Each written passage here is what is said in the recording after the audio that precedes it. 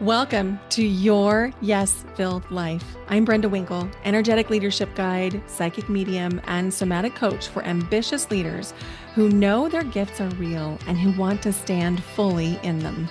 Here, you'll learn how to trust your intuition, embody your vision, and step into the freedom you've been craving, all without chasing more certifications or carrying stuff that does not belong to you. Every week, I'll share powerful practices and conversations with thought leaders and changemakers that help you transform your vision into embodied confidence, claim your gifts without apology, and lead with both clarity and freedom. Because your gifts aren't cute, they're powerful, they're real, and they're needed. Start today by downloading my free energy audit at brendawinkle.com/audit. It's the exact tool I use to track what's fueling me and what's draining me. It will help you discern between that hit of achievement and true joy so that you can lead with more clarity and impact. This is your space to stop proving, start embodying, and live fully in your gifts. Welcome to Your Yes-Filled Life. Hello, and welcome to Your Yes-Filled Life. I'm your host, Brenda Winkle. Today on the podcast, which is a space for intuitive entrepreneurs, conscious creators, empathic and compassionate professionals, and high achievers to move beyond overthinking, trust their inner knowing, and really step into the embodiment of who you are meant to be. Today's episode is going to meet you in the moments when things feel really crunchy and hard and clarity feels like it's just not coming and decisions feel heavy and you almost feel like quitting or retreating, going back to bed, hiding under the covers, and just staying home. And today's episode is going to meet you in those moments and offer some really practical right now ways that you can feel better fast and get back into motion. And then I'm going to also offer 2 ways that are going to help you make decisions from your body, not from your head. And I'll share why that's important. And then I'm going to share some practical tools that you can use anytime and 2 deeper ways to support you, whether you want self-paced grounding or an embodied transformational experience with others. So you know what you want. You have taken the steps. You probably have either researched certifications or you have even earned them. You are good at what you do, but fear, uncertainty, and overwhelm make decision-making feel really heavy. Here's the thing. Thinking is never, ever going to create clarity. Clarity comes from action. If you're thinking your way to clarity, probably what's actually happening is you're creating more noise. And the reason for this is surprisingly simple. Not easy, but simple. So the nervous system is going to try to keep you where you are because the nervous system has one goal, and that essentially is to keep you alive. And anything that the nervous system perceives to be a threat, whether it is stepping into a new identity, creating a new offer, talking about something different or for the first time with people that you love, or even changing how you dress, how you wear your hair, can feel literally life and death to the nervous system. And when that happens, the nervous system is going to release a cascade of stress hormones, adrenaline and cortisol, that are going to put your body into a stress response: fight, flight, freeze, or fawn. Now, here's the thing. I've been seeing some things on TikTok around what is your stress response? Are you into flight? Then here's the solution. Are you into freeze? Then here's the solution. And here's the thing I want you to know. You don't have a choice of what stress response your body is going to choose. And while you may have a habitual go-to where you notice that this specific thing is more prominent for you, maybe you tend to be more into the fight response where you're overscheduling your calendar and you're trying to control things and you're managing situations that you may not have to or have to manage, and you come across as a little bit micromanagey. Yeah, that is a pretty common stress response, but we're kidding ourselves if we think that our body is going to create the same stress response every single time. It's just not true. And so, if we're not creating some tools that we can use to help us understand better in our body what regulation feels like, it's really easy to miss a different stress response. For example, the freeze response, when you just can't seem to get up off of the couch. And no matter what you do, you can't remember where you were in your activities. Like even your to-do list doesn't seem to make sense. You just look at it over and over and over again, and you don't know where to start. And so you think maybe you'll just sit on the couch a little longer and watch Netflix, even though you have a to-do list as long as your arm, and you keep talking about getting off the couch and you keep talking about the to-do list, but for some reason you just can't seem to move. If we are kidding ourselves and thinking that we have so much control over our bodies, our nervous system, and our energy that we can always predict which stress response is going to hit, oh, we're setting ourselves up to be controlled by our stress responses. So when we think about the stress response of flight, that's going to look like avoiding sending the email, avoiding looking at the email or looking at the text that might make you feel away. It can also look like avoiding looking at the data around anything, whether it's your banking, your investments, your clients, your downloads if you're a podcaster, your social media stats if you are a business owner. Avoiding those types of things is not a failure. It's actually a nervous system response. It's the flight response. And then if you have ever noticed yourself agreeing to things that you know you don't want to do, but at the time you feel like, oh, this is absolutely what I should agree to do, even though there's a little whisper in the back that says, I don't want to, or I shouldn't, or this isn't right, or this feels misaligned, you still find yourself, yeah, let's do it. Let's make a plan. Well, that's not weakness and that's not a moral failure. That's very likely the fawn stress response at work, where you're people pleasing as though your life depends on it. So, the work that I do is a combination of science backed somatic tools, energy work, intuitive guidance, and leadership. And what we're going to do right now is I'm going to talk to you about some skills that you can develop over time that are really going to support you to get back to you so you feel more like yourself, so you can make those clear-headed, aligned decisions. So, when we think about body awareness, that's a term that maybe you've heard, or maybe you've heard embodiment. And here's what it really means. If we're being very cerebral or intellectual or in the mental field, like up in your mind, you're probably going to say things like, I'm stuck in my head, or I'm overthinking, or um, I feel really heady about it, or, just things like that. That is real talk saying you're not in your body. And we know that there's many, many, many reasons that that might happen. One of them is that we have really prioritized intellect and intelligence and cerebralness in our society above all else, really, truly above all else. And the other reason is if you have any experience with trauma, you might be disassociating as a trauma response. And trauma, according to me, is anything that comes too much, too fast, without enough resources or support in a way that overrides your body's capacity to cope. So, by that definition, most of us have trauma, and some of us have trauma that has either gone on for decades or is severe.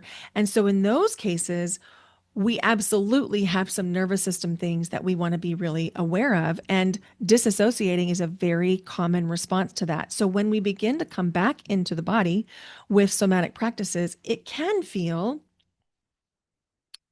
unfamiliar at best, and it can even feel unsafe. And I just want you to know I get it.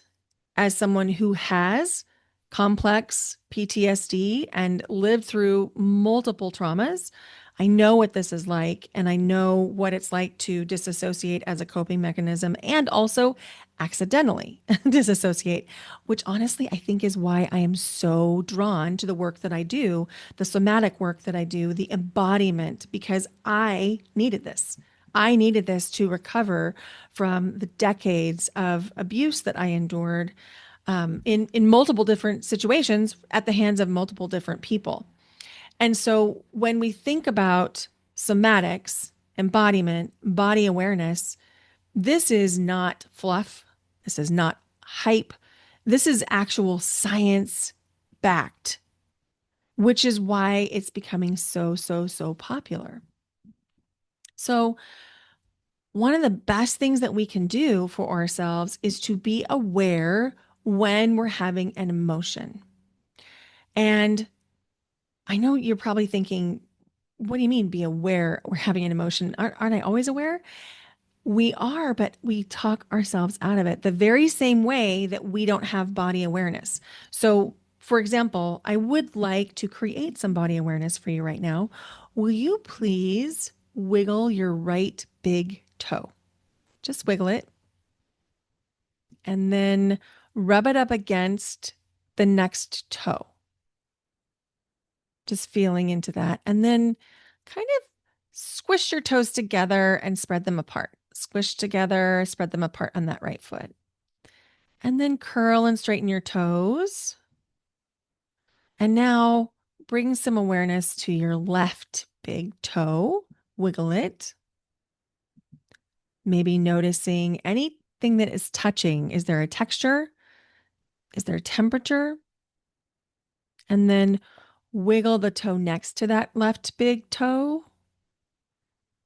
and bring all the toes together, squishing them together and spreading them apart, squishing together, spreading apart.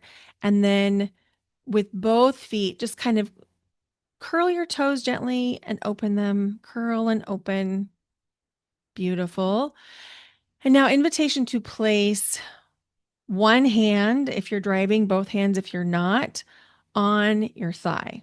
Doesn't matter which hand, doesn't matter which thigh. And just gently pat that thigh, maybe tapping with the fingers towards the knee. There you go. Good work.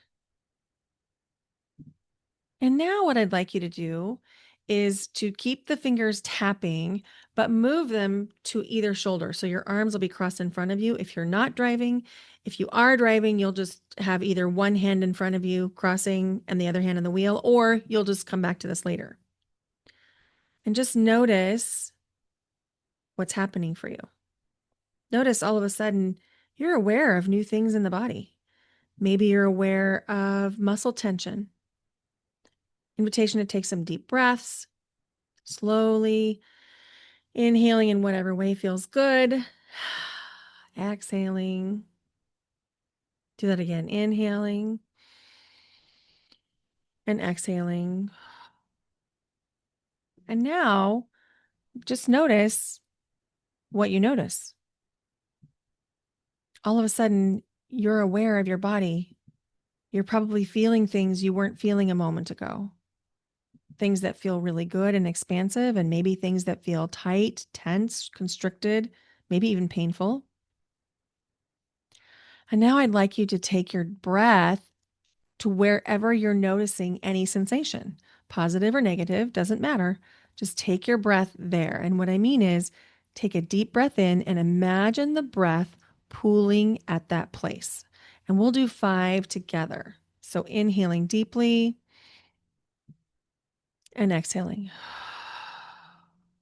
Inhaling deeply,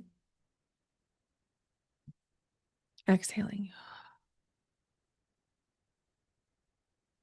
Inhale and exhale. And do two more on your own as slowly as you can.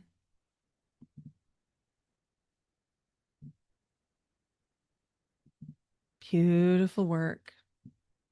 Making that last breath really yummy and allowing yourself to either yawn, swallow, or sigh, because I know one of those things has come through for you. You either need to yawn, swallow, or sigh. So let yourself do it. This is a nervous system shift. We have just down regulated your nervous system and we've created some body awareness. What we just did is a somatic practice. Somatic means connected to the body. Soma is the Greek word for body. And what you just did is you helped your nervous system regulate. You feel calmer. You feel like you can think more clearly. You probably feel more grounded, more centered, more able to make really aligned decisions. This is so profound. It's so simple and so profound, and you have access to it. There's no barrier to entry. You could replay this podcast episode, in fact, save it if you want to, and come back to it as much as you want, because this kind of thing works. So I was thinking about my own journey, and I was thinking about when I was starting my journey and I felt bad more time than I felt good. It would have been 2006, 2007. And I was in it. I mean, things were not good. I was in a terrible marriage and I was experiencing some success as a Mary Kay sales director. Things were going well in my career right up until I got really successful. And I debuted as a sales director, and everything in my marriage got 100 times worse. So the more successful I became, the worse things got. And it was really, really difficult. And I did feel bad more of the time than I felt good.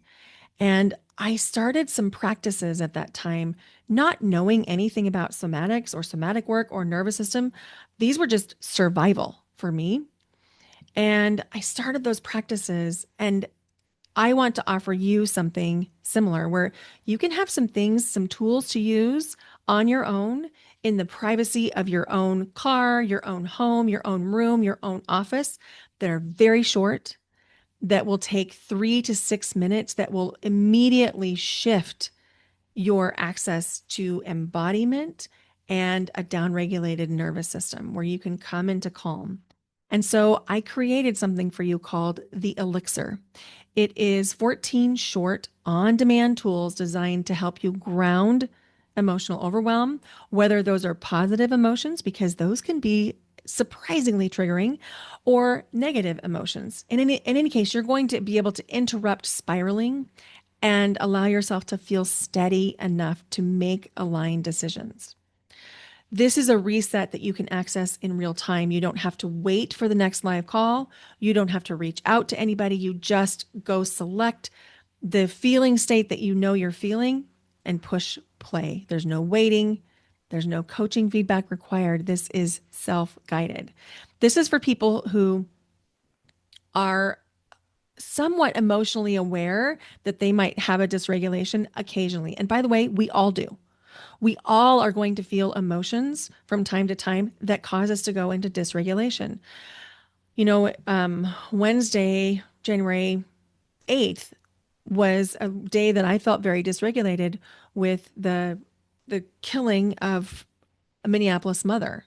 And I imagine many of you, because you're empaths, intuitives, compassionate, you also felt dysregulated. And I needed to use these tools to come back into a place of empowerment so that I could continue to guide and lead and show up and function while maintaining my compassion and my empathy for what was happening. I could also reclaim my own personal power. So that's what this is designed to do. So if you've ever sat with a decision in your head for days, you still feel overwhelmed, maybe even you might even say, I'm clueless. I don't know what to do next. The elixir is there. And I'm going to put the link in the show notes for that. But here's the thing I really want to talk to you about. In the last podcast episode, I mentioned identity. Identity is a huge driver of everything we do. And the reason is we use identity to select what we're going to wear, say, do, drive, spend. It all comes back to identity. So when we talk about intersectionality, a lot of times we use that word in spaces that are referencing diversity, equity, inclusion, and belonging. So intersectionality would be you identify as one thing and another thing and another thing. And so, for example, maybe you identify as a Black woman. Those would be two sections of intersectionality where you identify as Black and you identify as woman. Both are marginalized and underrepresented groups. So, when we're talking about intersectionality from the lens of diversity, equity, inclusion, and belonging, DEIB, intersectionality means we have two identities that we are dealing with at the same time that are impacting our lived experience. Now, we all have identity and we all have intersectionality. I do not want to say, and I want to be really clear here, I am not saying that if you identify as a married Christian white woman, that your experience is going to be the same as somebody who is Black woman who is queer and single. Like those two experiences are not the same. And I don't want to leave any misunderstanding about that in what I'm going to say next.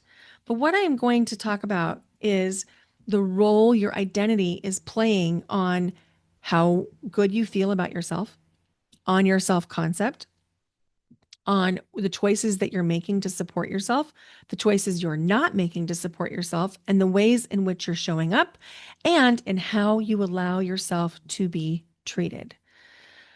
So, when I think about identity, I want to bring this really granular into something many of us can relate to. If you have ever gone from being single to being in a relationship where you're, depending on your age level, you're going steady, or you're in a committed relationship, or you're monogamous, whatever the term you would use, there's an identity shift that happens as you move from singleton status to partnership. You go through an identity change, right? And then if you've ever been married, you go through an identity change when you agree to get married in the engagement. And a lot of the processes that we have in our culture are designed to support the identity change. So, for example, the reason that people suggest that you have a period of engagement as fiancés is because they're allowing that identity shift to happen over time. Because think about how jarring it would be on a Friday night for you to be a single person in a committed relationship to next Friday, now all of a sudden you're married in a monogamous, potentially lifetime partnership. That's a massive identity shift. And for many, it would be cataclysmic, even though the identity is what you want, right? And so many times, we have created societal ways to slow down the process in order to allow the identity to catch up. So in this case, we oftentimes hear people talk about a 6-month or a 2-year engagement. And in doing so, we're allowing the identity to shift from single to partnered to married. We're letting that identity shift. And I did those things, and still I remember it was a massive identity shift the day that I was like, oh my gosh, I'm a wife. It was huge. And if you've ever been married, you probably can identify with that or relate to it. So when we think about identity and then we think about the work that we do here at Your Yes Filled Life, where we're allowing the intuition to come forward. We're learning more about how to trust the intuition, how to understand it, how to live with it, how to offer our healing gifts, whether it's Reiki or breath work or coaching or whatever it is. All of these things are wrapped up in identity. And it's essential that we understand that there's an identity component to everything we do. So, another identity that I had was I was a teacher for many, many years. And as I moved from having the identity of being a teacher into the identity of being an entrepreneur, there was a massive imposter syndrome feeling that I felt for a long time. I don't know exactly when it began to ease, but it has shifted now.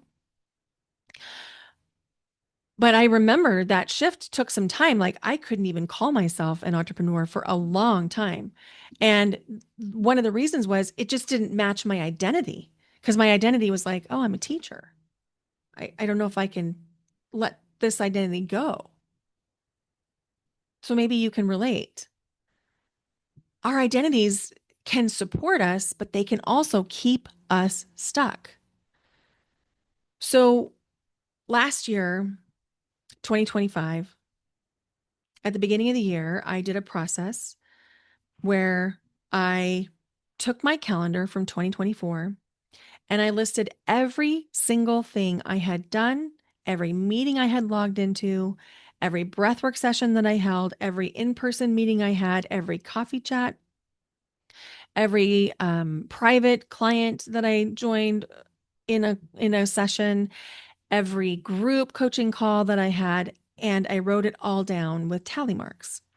And it was shocking to me because I had been telling myself that I was spending my time doing one thing, but when I really analyzed what I was doing, it was very clear that I wasn't doing what I thought, that I was over delivering in some areas and not spending any time or energy on other really important areas. So I went into the first quarter of 2025 with this in my mind, knowing that I had held dozens of breathwork sessions and dozens of one-on-one client calls and all the things in 2024, but not really sure that I had gotten the results. So quarter one, 2024 comes and I made the decision not to change anything, but to just be really aware of where I was spending my time. And I decided to use the word impact as my guiding word of the year of 2024. So everything that I was doing was filtered through the lens of what is the impact of this action or decision on my clients, on the community, on the world, on the collective, and what is the impact on me? And as I was doing that, I was still involved in a mastermind. And part of that was a way that my identity shifted. And the reason that the identity shift happened is I was able to tell myself, I'm someone who invests in herself. I'm someone who cares enough about my business that I want to get support for this. And so that was a big identity shift. And then in December, I had made the decision that I wasn't going to return to the mastermind. Actually, I'd made it earlier. I had made it as early as September, but I was still active in it. And in December, things just started to feel different. In January, things started to feel misaligned in that way. And by February, I had the clear, very clear understanding and intuition that the whole thing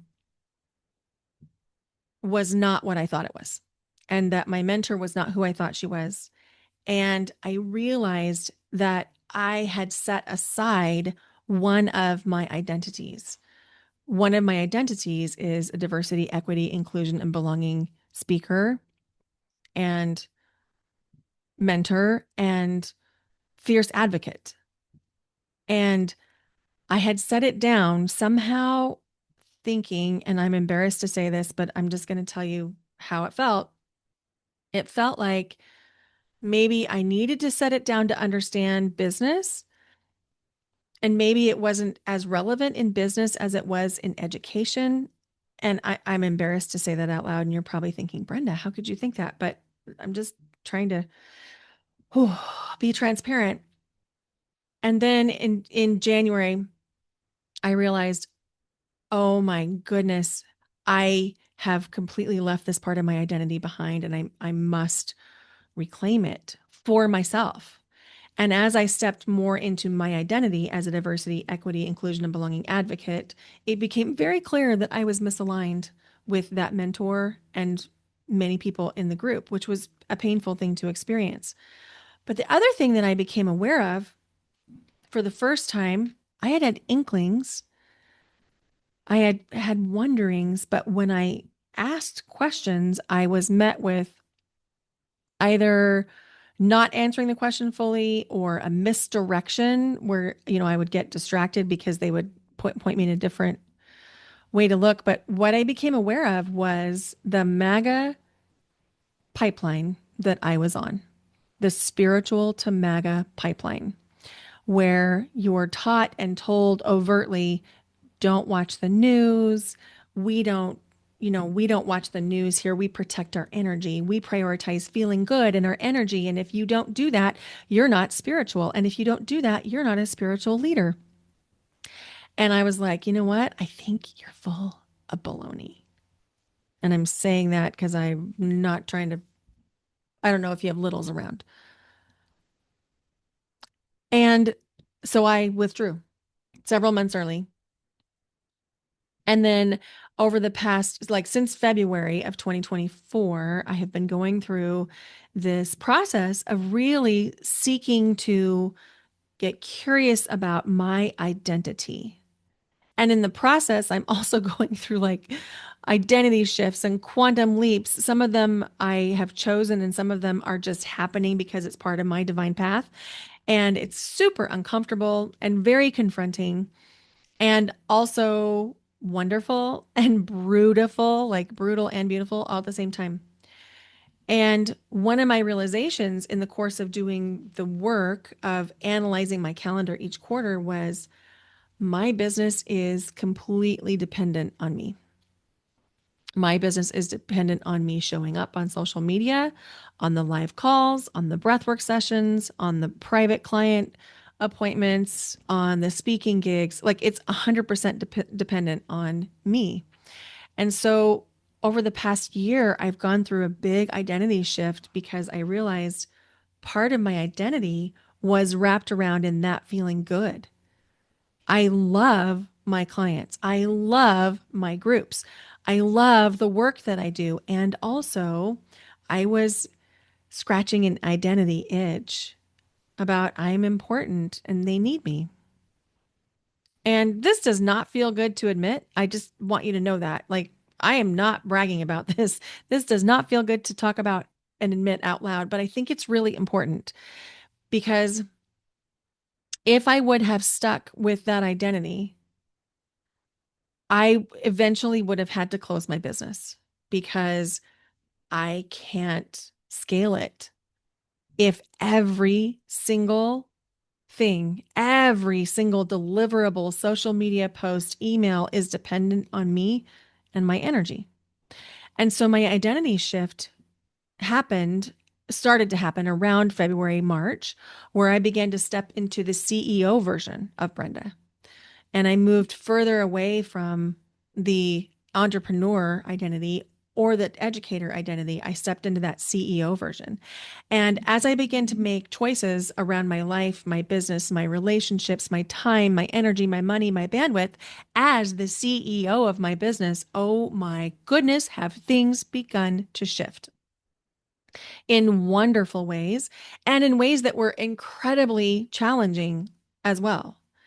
Your identity has a massive impact. And I'll tell you something. I knew that I needed support to shift my identity in this way into the CEO of my business. And so I worked with only two mentors last year. I worked with Marie Forleo and I worked with Tiffany Carter. And I highly recommend both. Highly recommend both. And Well, I that's not entirely true. Hold on. I also worked with my mentor, Kathy Kearns, who is also one of my very best friends in a mediumship practice circle. So I guess I worked with three mentors, but two business mentors, Tiffany Carter and Marie Forleo. And one of the things I learned from both of these experiences was how costly it is for us to be getting information from 100 different places.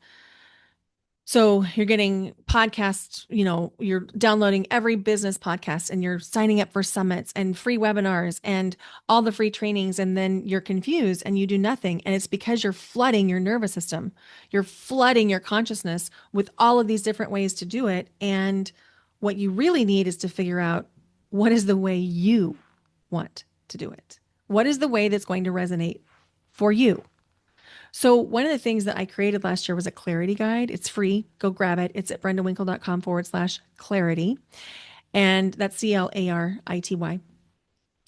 And in this clarity guide, not only does it have a way for you to get clear on decisions, but it's got a way that you can discern what kind of mentorship you need now and how to choose your mentor.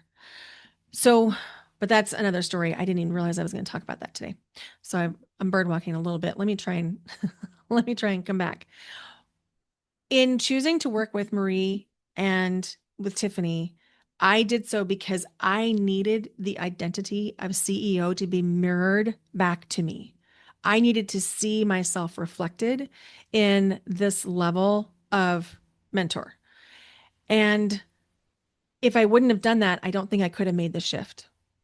And I would not have had the confidence to say, you know what? I need to revamp and revisit some of my offerings. And I wouldn't have had the courage to close down my program. And I'm so grateful for their mentorship and for what I've learned in the process. And the identity work is not talked about as often as it maybe needs to be. I know Tiffany talks about it all the time, and Marie does too, to a certain extent. But if you're not willing to take a look at your identity and willing to really be present with the child parts and protector parts and past versions of you who needed that identity to feel safe, valuable, and lovable, if you're not willing to tend to those parts, you're really working against yourself.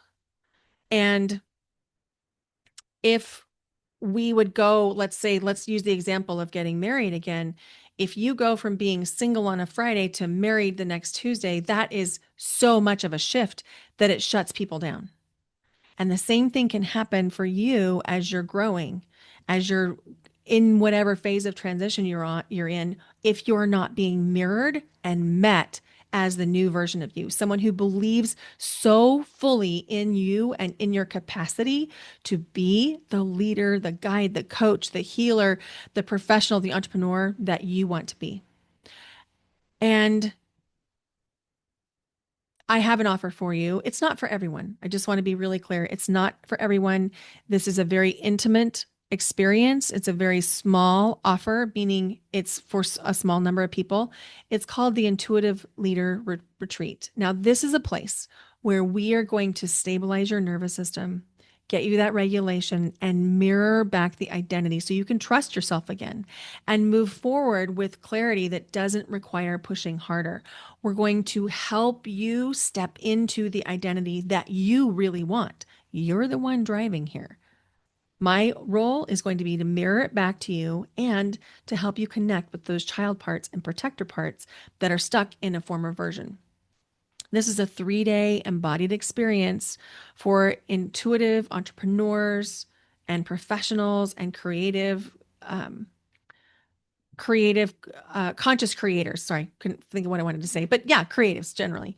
Nervous system regulation, self-trust, energy work, and embodied direction. Yes, there's strategy for sure. There's strategy, but this is really about connecting with you, connecting with the identity of who you want to become today, right now.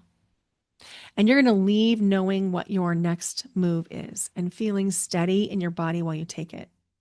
So, there's three things I talked about today. One is the elixir. That is a self-guided tool, and that is priced at $77. I don't know if I told you that. It's a $77 investment and you'll have lifetime access to it. So you can replay it again and again and again.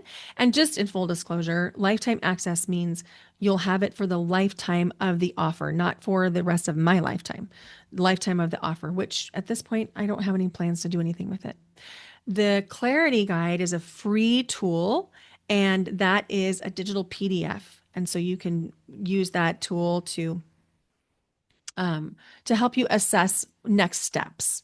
And then if you want a more felt experience over time, not just in the moment, but support and mirroring and nervous system regulation and new identity work, then the retreat will support you in that. So, what I have noticed about the people that come to work with me is they step into versions of themselves that they have been talking about. And instead of just talking, they're doing. So, one of my clients, I'm also her client. One of my clients is Ali Novitsky. And when we began working together, her goal was to build her business in a way that felt sustainable and really good in her system. And oh my goodness, that has happened. And what's happening now is it's exponential growth because she's listening to her intuition. She's listening to what feels right in her body, and she's letting her intuitive knowledge guide. And throughout this whole process, she was stepping into the new version of herself, meaning the identity that could hold a company the size that she is building. I have other clients that I've worked with who have absolutely transformed their lives. I had one client who came to work with me who had just retired as an educator. Now, again, this is a massive identity shift. If you've been an educator for decades and decades and decades, and then all of a sudden you're a retired educator, that can be really crippling, especially if you're used to being around people all day and all of a sudden in retirement, you're not. And so it can be emotional, it can be scary, it can be even triggering to figure out, like, where do I fit into the world now? And over the course of the last year, she worked with me inside my group coaching program. And her identity is so clear. She knows that she is here to guide people into their fullest versions of themselves. She has no aspirations to build a business, at least at this time, but she is out there sharing her light with everyone who will allow her to do so. And some of the things that she's been able to bring into her world are absolutely mind blowing. And I am so inspired by her. So she said that she wanted to spend parts of each year in her favorite places doing her favorite things. Like, for example, she loves to ski. She even has done ski patrol work. She's really talented at skiing and very good. And she didn't want to move. She didn't want to give up her home. She didn't want to leave her family, but she really wanted to go do this. And you know what? She is doing it. She found a way, and she's doing it at no cost. That's right. You heard it. She has found a way to live in some of the most expensive ski communities in the world for free for 7 weeks over prime ski season. And if she would have been stuck in the identity of retired educator, she wouldn't have been able to do that. But the identity shifts that happened because she did the inner work, the inner child work, the protector part work, really getting clear on what pieces of the identity were kind of stuck or outdated. Oh, wow. It is so rewarding to see her step into this identity. I have another client who's been working with me for almost a year at this point. And in the course of our time together, she came in and she told me that she really wanted to work on her intuition. She wanted to do all of the really woo-woo stuff with me. Like, let's talk about intuition and how to tap into the psychic gifts and the mediumship gifts and how to channel different energies, earth energy, air, fire, water. And in the course of the work together, we have done that. But also, what has emerged is a new identity. And she has realized that the ways in which she was allowing herself to be loved are below the standard of her new identity. And she is currently in steps right now to shift that so that she can actually be loved the way that she deserves and wants to be loved. And that kind of thing does not happen without the identity work. So, what I love to do is to just give you practical tools, practical takeaways and a mini tool that you can take with you on the road. Well, maybe if you're driving, be safe though. So, what I would love for you to do is to take 10 breaths, and I'll count with you. And we're going to take 10 breaths, and our intention is to create a tiny hold at the top and the bottom of each breath.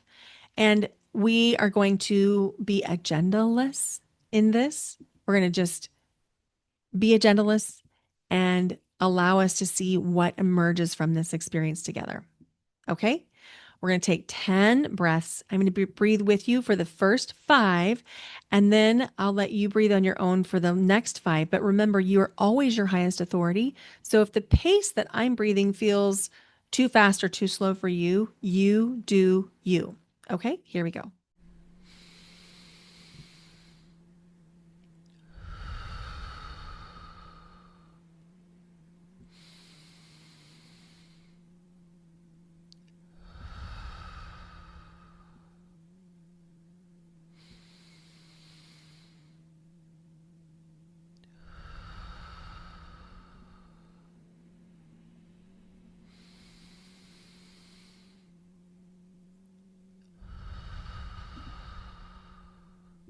Five more on your own.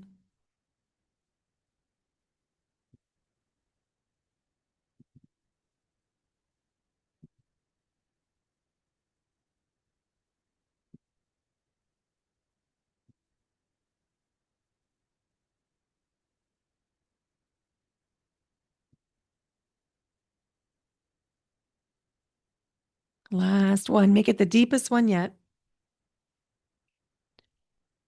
Exhale with a sigh. I don't even have to be with you to know that you feel a sense of relief. You feel a sense of embodiment. You feel more clear. You feel more you. That's the power of somatics. And then when you combine that with identity work and other tools, oh my gosh, it's amazing. So, both of the paid offers that I've offered today, the retreat and the elixir, the elixir gives you the short reset that you can use with tools like this anytime. There's 3 to 6 minutes in each video. It's very short. And the retreat helps you embody this state deeply and sustainably. So you get to pick which one's right for you. They're at very different price points. The retreat is not for everybody because, there is a level of expense that goes into hosting retreats. And so, these are not inexpensive events, but they are very, very worth it if you can afford it. And if you can't afford it, there's love for that. I'm not going to try to convince you can afford something you can't, but I just want to say they're really worth it. If you can make it happen, it's game changing. I think retreats are one of the best ways we can collapse time and shift identities, which is why I love to go to 1 or 2 each year. Here's the thing I really want you to hear. You don't need more thinking. You need more felt truth, like in your body. And you don't have to force urgency, like this is not a race. You don't get extra credit or extra points for moving quickly. The clarity that you desire is going to grow from self trust, from listening to the body, from managing your stress responses and your nervous system safety. And you can do this too. So I'll put the links in the show notes for everything we talked about. And I just want to say thank you so much for listening. And, people out there are really coming face to face with the identities of who they are. To put it really bluntly, we're discovering who we are as the political landscape emerges even more clearly in the United States. We're discovering if we're the kind of person who would have kept someone like Anne Frank safe, or if we're the kind of person that would have sold her out. And not only are we determining this, but we're watching our neighbors and our friends and our family determine who they are too. And that's a piece of identity that I want you to be really aware of. You can't be complacent right now. It's not okay to say nothing. You don't have to put it on your social media. You don't have to have big sweeping statements. But if something matters to you, it's important that the people closest to you know that it matters to you. Because if you keep pretending like it's not going to affect all of us,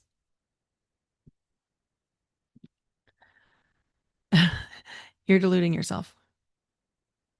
You're deluding yourself. I don't know if I put it on the podcast, but at the beginning of the year, like it was 2025, it was maybe January 2nd, and I had a dream that was not a dream. It was a memory. And it was a memory of being on one of the trains. It was dark, it was noisy, it was packed and crowded and smelled bad. And I remember being on the train car, a long time. And I remember when the doors opened, the smell. I had sort of thought there was going to be relief when the doors opened, but the smell was different, but worse. And all this is to say, I have past life memories of being in concentration camps. And it's not okay for you to say nothing right now. And it's not okay for you to protect your energy as a way to keep only yourself safe if you're not keeping your neighbors, your community members safe too. Like it's just not okay. Again, you don't have to announce it on social media. You get to do this in any way that feels safe to you. And I also want to acknowledge it may not be safe for you depending on your intersectionality. Maybe it's not for you to stand up. But if we're not talking about the things that are happening in the world right now, then we're not really participating in the solutions. I'll just leave it at that. Thank you for listening. And if this makes you not want to listen to the podcast anymore, that's fine. And if this makes you want to listen to the podcast more and share it, that would be lovely. In any case, thank you for being here. Bye for now. Until next time.